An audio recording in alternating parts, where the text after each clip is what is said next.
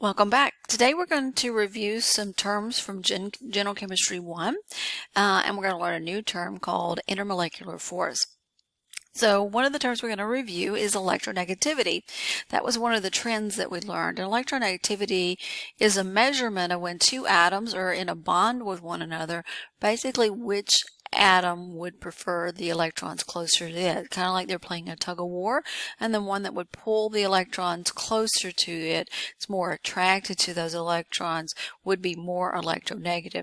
For example, if we had fluorine, which is the most electronegative element, and it was sharing its electrons with hydrogen, the electrons would move closer to the fluorine, making it more negative, and the hydrogen would be more on the positive side. And that's the way we can write it. We're going to be looking at some vectors going on.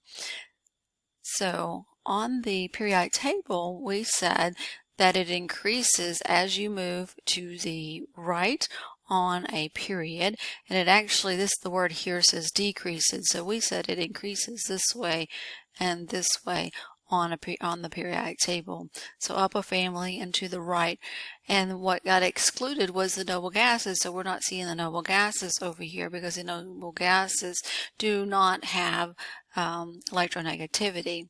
And these are measured on a scale of basically from 0, those noble gases, to a 4.0. So here you can see fluorine is a 4.0. There's no point in memorizing these numbers. But what we can do with these numbers is we can take them and we can subtract them, big number minus small number, and where they land will tell us basically what the bond is doing. So if we took sodium and we took chlorine, and so that is a 3.0 minus a 0.9, that is a difference of 2.1. So if the difference between the two gets so great, one atom will actually pull the electrons off of another atom, and that's what happens with sodium and chloride to make that ionic compound of sodium chloride. So, whoops, went the wrong way. So here's that example. And so if the difference is 1.7 or greater, the bond is actually ionic, and we see that a lot with a metal and a non-metal. So this electron will get pulled over into this atom. This atom gets smaller, this one gets larger. This makes a cation, an anion, and then they'll stick together by that electrostatic force there. So difference of 1.7 or greater is an ionic bond. Sometimes it is they'll not steal from one another ionically, but they will fight for one another, and we get an unequal sharing. So an unequal sharing is called a polar covalent bond. Covalent means sharing, polar means unequal. And so I didn't make a big deal of it in Chem 1, but in Chem 2 I'm going to do it a little bit more, and then organic you're going to see it more.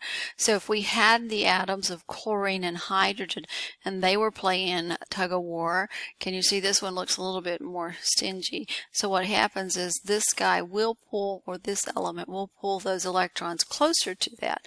And so we draw an arrow, a vector is what we do, pointing to the more electronegative, and we put a positive sign on the tail where the element that is going to be slightly positive in this. So this is making a polar covalent. Another way to do that is a lowercase delta. This is delta, not the triangle delta, but a lowercase delta, and you put the more electronegative as a negative and the less electronegative as a positive. You're going to see that in your organic textbook, so I just wanted you to be exposed to that so that you wouldn't freak out when you saw it in organic. So one of the things you are going to see in organic is carbon and hydrogen. Their differences are really close to one another, and so there's pretty much equal pull with those two. So they say if the difference is 0.5 or less, with this being a 0.4, books will argue on that. Some books say 0.3 or less. Your organic book says 0.5 or less, and it picks specifically carbon and hydrogen. A lot of you will go on to organic, and that's why I'm making a big deal of the organic because of the CH bond is one that you'll see a lot in organic. So there's almost an equal sharing, so we do not get a polar bond between those two elements. Also, if the elements were the same element, you're not going to get any difference. That hydrogen and that hydrogen are going to pull equal for one another. And this is going to be a non-polar bond but here. So what that means is it's going to lead us to our intermolecular forces, which is where we're heading with this. So in Chem 1, we drew out structures, and we're going to still be drawing out structures a little bit in here, not as much as we did. We kind of stick with the smaller ones. So when we drew out carbon dioxide, it looked like this. And so that is a linear configuration. These elements being the same, this is actually more, I'm pointing at the oxygen here. The oxygen here is more electronegative. So we draw our arrow pointing to the more electronegative, and the less electronegative is a positive tail. So what happens is those electrons are getting pulled this way and this way, and I said in Chem 1 it looks like they were even, and that's kind of a good way to look at it. When they're even out, this molecule here that you're looking at is a non-polar molecule. And what that means is it's basically balanced out. Those of you that have had physics, this vector and this vector are canceling each other out is what's happening. And so you don't get one side being slightly positive and one side slightly negative. What that is called is a no dipole moment. There's no moment in time that one side is more negative than the other, so there's no dipole moment. So water, on the other hand, when we drew the water molecule out, which we say is like the Mickey Mouse molecule, but it was that 4-2 bent. It had those electron clouds that went like that. And so this was a bent molecule.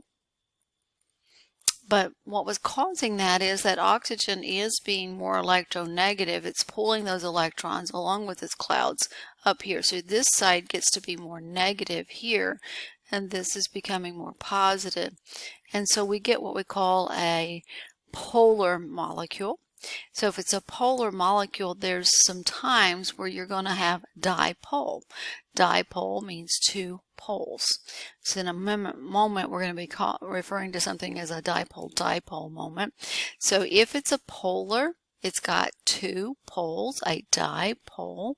And so we say it has a net dipole, meaning it is a positive and negative side to it. Or as I said in Gen Chem 1, it's lopsided.